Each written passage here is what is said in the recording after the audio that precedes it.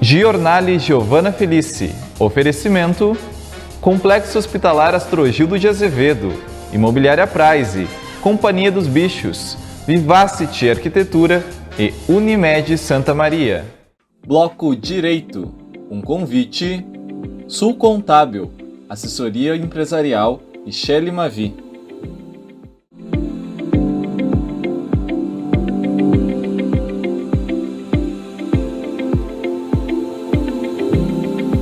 No bloco direito, a presença da advogada doutora Bianca Bubbles, com mais de 10 anos de conceituada atuação na advocacia. Formada em Direito pela Unifra, atual UFN, especialista em resolução de conflitos familiares e patrimoniais, pós-graduada em Direito de Família e Sucessões. Fundadora do escritório Bubbles Advocacia, que conta com uma equipe multidisciplinar para atender todas as áreas do direito. Sua distinta presença enobrece o nosso programa. Seja muito bem-vinda, doutora Bianca Bubbles. Muito obrigada, Giovana, querida, pelo convite. É um prazer estar aqui contigo hoje, compartilhando um pouco de conhecimento jurídico e levando informação, né? Que isso é o mais importante, né? Porque informação é poder, informação é libertadora. Realmente. Obrigada, você merece e o nosso telespectador também agradece as suas informações. Doutora, partindo do princípio que a ruptura de um relacionamento pode ser a alternativa para o fim dos litígios, né, dos problemas que se instalam em uma determinada família, de que forma você trata essas questões no direito de família? Então, Giovana, o casamento, ele é uma instituição que é muito consagrada. É justamente por isso, por toda a carga que ele carrega, que as pessoas já não querem mais manter uma relação que não atenda às suas expectativas. Então, é muito importante a gente racionalizar o divórcio. Desmistificar essa ideia, não dramatizar e nem trazer uma ideia trágica. Por quê? Porque a vida é feita de ciclos e é justamente por isso que é importante ter essa clareza para perceber no momento que essa relação já não é mais construtiva e já não faz mais sentido seguir na manutenção desse relacionamento. Então, como é que é importante, qual é o papel do profissional de direito neste momento? É que ele vai conduzir esse processo. Então é importante ter um olhar atento, um olhar humano para conseguir minimizar os litígios e os conflitos inerentes ao fim de uma relação. Sim. E conseguir encontrar soluções construtivas para que ambas as partes tenham seus direitos resguardados, especialmente quando há filhos, porque muitas vezes essas são as questões, tanto os filhos como o patrimônio, são as questões que mais trazem litígio. Sim. Ao fim da união. Então, são questões muito delicadas. Com certeza, e justamente por isso que o profissional tem que estar atento e trazer esse atendimento humanizado para encontrar uma solução que atenda a ambos de uma forma específica, porque cada caso tem suas particularidades, por óbvio, não há como generalizar. Claro. E resolver a questão, né? Interessante esse seu posicionamento de tirar o drama do divórcio, né, e viver mais feliz, né? Então é preciso compreender realmente o valor de uma existência, né, para se tomar uma decisão, porque afinal a vida é feita de decisões, né? Com certeza. E quando isso acontece, muitos problemas são resolvidos, né? Claro. E o contexto todo familiar, ele acaba tendo paz, né? Tendo mais paz, tendo mais harmonia, né? Para seguir uma nova etapa da vida. Perfeito, né? exatamente. Que é uma situação normal, né? Exato, é essa questão. Mas é realmente uma questão de amadurecimento, né? Claro. Para essas questões todas, né? Claro, tem que estar atento, porque muitas vezes, Giovana, uma das partes já tomou essa decisão e a outra ainda precisa amadurecer, assimilar. Sim. E muitas vezes é aí que se instaura um litígio, né? Porque o que é um divórcio? Não tem como também a gente considerar ele somente racionalmente. O profissional tem que estar atento a isso, mas as partes envolvidas têm uma carga emocional envolvida no fim dessa relação. E é por isso que tem que ter esse entendimento para poder concluir. Até porque o bem-estar, né, ele acaba refletindo em todos os âmbitos da vida das pessoas. Né? Com certeza. Doutora, e no momento da separação conjugal, normalmente quem procura a assessoria jurídica procura individualmente? Sim, normalmente é uma das partes que procura esse auxílio. Né? Via de regra, como eu já havia mencionado, as questões que mais causam um litígio são filhos e patrimônio. Tá? Então, normalmente, eu sugestiono que a pessoa reconheça se é isso mesmo que ela quer, porque muitas vezes a pessoa, o cliente, quer desabafar, quer uma orientação de que caminho seguir. E não são raras as vezes que o relacionamento consegue se restaurar, se restabelecer. Mas quando a decisão é certa, aí sim, aí a gente segue no encaminhamento de um processo que seja preferencialmente consensual, amigável, porque ele é menos desgastante, ele é menos oneroso para ambas as partes, especialmente quando há filhos envolvidos, né? Então todos esses pontos a gente precisa ponderar, conseguir, né? Exato, utilizar ponderar. o bom senso. Com certeza. Você, como especialista, né, em resolução dos conflitos, então você propõe inicialmente uma pacificação, né? Uma tentativa de conciliação, né? De conciliação, digo, de conciliação dos conflitos, né? De resolução consensual, para que a gente possa ir para o caminho do divórcio ou da dissolução. Para a segunda etapa, né? Consensual, exato. E dessa forma você acaba orientando o melhor caminho, né? Dentro desse seu critério, né? Claro, a gente acaba muitas vezes trazendo um papel um tanto quanto terapêutico, né? Porque é uma oitiva ativa, né? Ouvir com atenção o cliente, o que ele quer, o que ele procura, de que forma ele pretende resolver essa questão, para que a gente consiga conciliar esses interesses e encontrar uma solução que atenda a ambos. Perfeito, porque são situações do cotidiano. Exato. Né? Doutora Bianchi, quais são os tipos de divórcio que o ordenamento jurídico admite hoje? Né? E, por consequência, quais os regimes de bens existentes? Então, vamos por partes. Os tipos de divórcio. Né? Temos o divórcio consensual e o divórcio litigioso. O divórcio litigioso é quando as partes não conseguem encontrar um denominador para os seus problemas e acabam buscando o judiciário como alternativa para a resolução desses conflitos. Só que muitas vezes a busca do judiciário acaba potencializando o litígio ao invés de trazer essa solução, porque ela não é imediata. Ela vai precisar de um processo para isso. Já a via consensual do divórcio é quando as partes conseguem, muitas vezes, ter a maturidade emocional para compreender que, ok, finalizou esse ciclo, vamos lá, o que precisamos resolver? Questão de partilha, questão de bens, patrimônio, dívida, filhos, guarda, alimentos, convivência, são N fatores que devem ser ponderados nesse momento, né? Porém, a via consensual só é possível ser extrajudicial, ou seja, via tabelionato, se não houverem filhos menores. Havendo filhos menores ou incapazes, ainda que seja consensual o divórcio, há a obrigatoriedade de se judicializar, por mais que seja consensual, mas a gente precisa da intervenção do Ministério Público, que é quem vai dar um parecer, já que há interesse de menor ou incapaz envolvido. Mas isso não interfere na agilidade do processo, né, que acaba sendo muito mais célere, menos desgastante, tanto emocional quanto financeiramente para as partes, né? Que obviamente é o melhor caminho. Eu priorizo muito a resolução consensual justamente porque a gente consegue trazer uma solução um tanto quanto imediata, porque a gente já sabe o tempo deste processo. Já um processo litigioso é um processo que tende ao infinito, não tem como a gente... uma clarividência para os fatos. Exato, porque aí a gente só precisa da homologação do juiz quando é consensual. E quando é litigioso, a gente passa por muitos momentos processuais até que se resolva isso. Então pode durar anos. E mais um ponto a respeito do divórcio que eu acho muito interessante a gente citar é o divórcio liminar, porque ninguém é obrigado a permanecer numa relação que não mais faz sentido para si.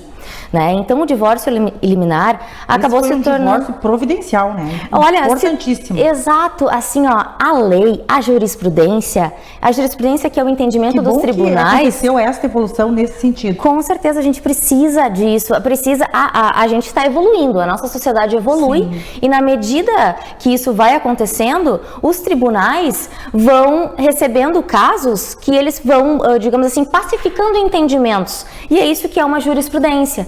Então, os tribunais do Brasil acabaram entendendo que o divórcio liminar é uma alternativa para finalizar o relacionamento sem a necessidade de instruir, sem a necessidade de trazer provas, testemunhas e tudo mais, porque se trata de um direito potestativo da parte que requer. Exato.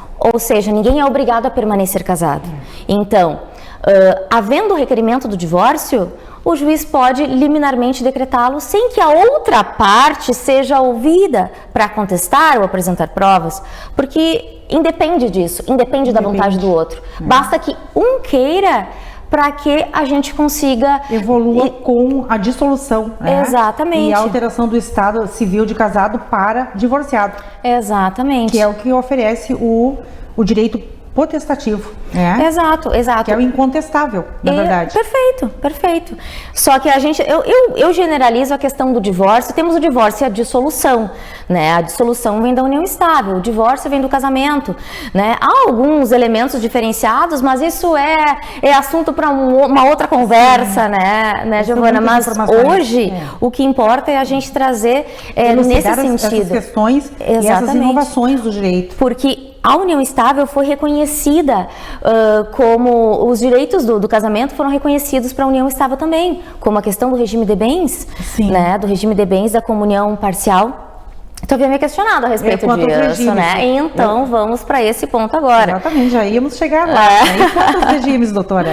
Então, os regimes que nós temos mais usuais hoje é o regime legal, que é a comunhão parcial de bens. A comunhão parcial é tudo que foi adquirido na constância da união, subentende-se que há esforço comum e, por consequência, é de ambos as partes, né? O casal. Sim. Há algumas exceções que a lei dispõe, como, por exemplo, doação, herança ou bens que foram adquiridos com proventos de bens particulares anteriores à união. Esses bens, via de regra, não se comunicam, né? E este regime de bens, por ser o legal, por ser o legalmente previsto desde 77, né? Anteriormente era o regime da comunhão universal de bens, que era o previsto. Agora, o regime de comunhão parcial não precisa sequer de pacto antenupcial.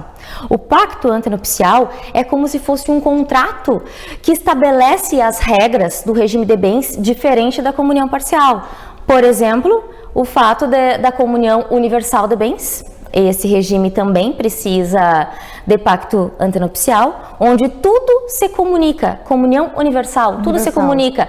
O que foi adquirido na constância e o que foi adquirido anteriormente. Eu brinco, até as vidas passadas se comunicam, né? Então esse é um regime que já não é mais utilizado, porque no passado, até 77, havia uma outra expectativa de casamento, uma outra visão de casamento. O casamento era para a vida toda, né? Havia o dote, toda aquela questão da mulher assumir o nome do marido e tudo mais. O direito acompanha, né, a sociedade, né, a evolução da sociedade. E que bom que isso acontece, né? Exato. E só finalizando, tem mais o regime da separação total de bens, que é quando as partes convencionam que nada se comunica, ou seja, bens e dívidas, cada um com os seus, né? E tem também a separação final dos aquestos, que hoje em dia já não é mais muito utilizada, acabou ficando em desuso, porque é um misto da separação total e no final há uma comunhão parcial, porque no final da união se dividem os bens. Então acaba que precisa de contador, precisa de muitos cálculos e aí o pessoal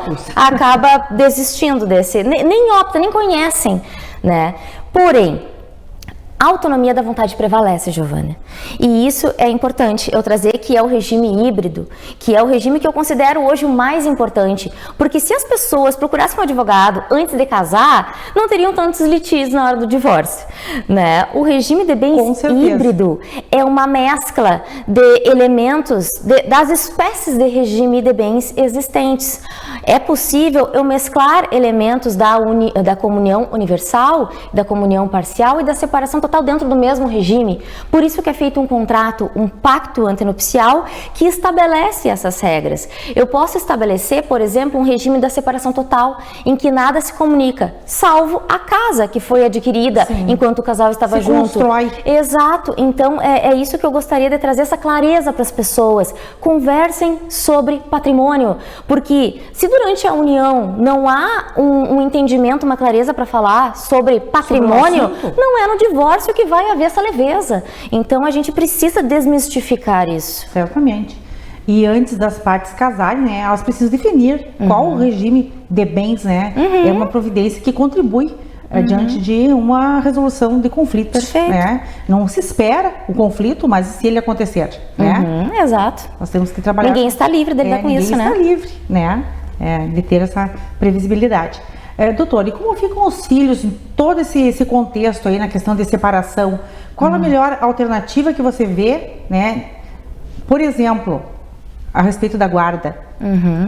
Bom, naturalmente, Giovana, a melhor alternativa é a guarda compartilhada. Porém, é preciso estar atento a cada caso concreto, porque o que é a guarda? A guarda é o dever de zelo, de cautela, é quem detém o dever de decisões, de responsabilidade sobre a criança, sobre o menor, né? Então, a guarda compartilhada, ela dispõe que ambos os genitores tenham esse entendimento e consigam conversar, dialogar sobre questões como escola, como médico, né? Consigam ter esse consentimento mútuo. Agora, se não há esse entendimento, se não há esse diálogo entre os genitores, muitas vezes a guarda compartilhada acaba vindo em prejuízo do próprio menor, porque aí cada situação acaba se tornando um litígio. O colégio, onde é que a gente vai levar, qual é o médico que vai atendê-lo? Então, assim, são questões que precisam ser ponderadas, porque a guarda é isso. Hoje, a guarda compartilhada é o melhor, porque ela dispõe a questão da convivência compartilhada entre ambos. Não se trata de guarda alternada, uma semana na casa de um, uma semana na casa de outro, porque a criança, o menor, precisa ter um domicílio de referência, um domicílio que ele sabe, esta é a minha casa. Ele precisa ter isso para questões de entendimento dele próprio, de desenvolvimento. Né? E o outro genitor, que também detém a guarda compartilhada, é que tem a convivência livre, que pode levar, passear, viajar. Você está apontando a melhor solução, né? A alternativa melhor, naturalmente, é essa. Porém, cada caso é um caso e pode ser que hajam outras alternativas melhores, porque a guarda compartilhada, um dos principais requisitos é que ambos os genitores queiram. E muitas vezes o que acontece? Um dos genitores acaba se distanciando, não tem interesse, né? Então, também é importante a gente estar atento às questões de alienação parental e abandono afetivo, que acabam sendo decorrentes da separação e envolvem os filhos comuns, né? A alienação, quando um dos genitores acaba desqualificando ou dificultando o contato com o outro genitor, e muitas vezes o abandono afetivo é justamente decorrente desta alienação, porque o genitor já não procura mais, porque não vê mais meios de se aproximar da criança. Então, sinceramente, é muito importante que ambos os genitores tenham clareza da sua responsabilidade afetiva perante os filhos, para evitar danos futuros. Para que os filhos não se tornem vítimas, né? Da inconsequência dos pais. Com certeza. E acabem sendo penalizados, né? As crianças são laços de sangue ou laços afetivos, né? Que devem ser preservados. Com certeza. E as consequências são gravíssimas, né? Para o futuro, o presente e o futuro desta criança. Por isso que os filhos devem ser colocados numa zona neutra, fora da atmosfera de conflito que envolve o fim da relação, porque eles não fazem parte disso. Então, os genitores têm que ter essa clareza de que a paternidade e a maternidade devem ser preservadas e fortalecidas, mesmo ante a ruptura dos laços matrimoniais. Muito bem, com absoluta certeza, doutora. Teríamos muito mais a falar sobre esse assunto, é um assunto realmente bastante abrangente, né? Já fica o convite para você retornar em outra edição. E hoje falamos então sobre sua elogiada atuação na área jurídica, né? No direito de família e sucessões, no sentido de trazer informações, né? E alternativas de como minimizar os conflitos diante do divórcio. Realmente foi uma excelente pauta, né? E conteúdo de interesse da comunidade. Agradeço pela entrevista maravilhosa, bastante esclarecedora. Foi um imenso prazer recebê-la aqui no Jornal. Muito obrigada pelo convite. Com certeza vai ser uma honra estar novamente aqui com você. E até a próxima. Obrigada. No Bloco Saúde e Bem-Estar, a presença do médico Dr. Marcos Ardengue. Não saia daí, na sequência tem mais Jornal.